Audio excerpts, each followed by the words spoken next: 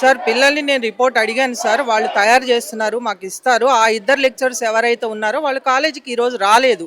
వాళ్ళని పిలిపిస్తున్నామో వాళ్ళ ఎక్స్ప్లెనేషన్ తీసుకుంటాం.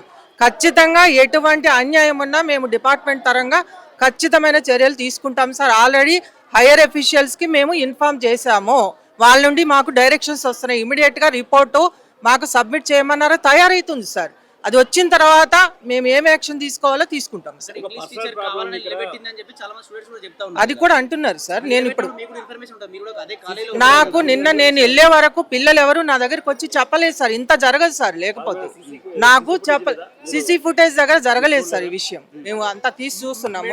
ఒకటి ఏం వినిపిస్తుంది అంటే ఒక ఆడబిడ్డను పీరియడ్స్ ఆ విషయంకు చాలా అవమానకరం. అది తప్పే సార్.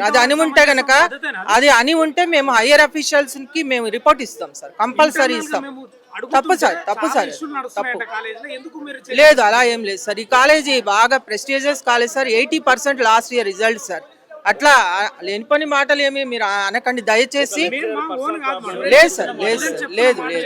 ఇది తప్పు జరిగుంటే మేము డిపార్ట్మెంటల్ తరంగా కంపల్సరీ మేము యాక్షన్ తీసుకుంటాం. ఇందులో మీకు సంశయం ఏమీ లేదు.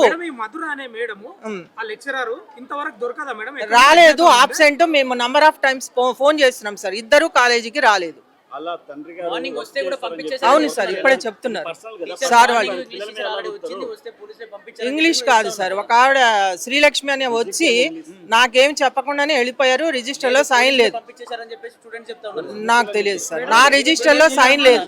సైన్ లో సార్ ప్లీజ్.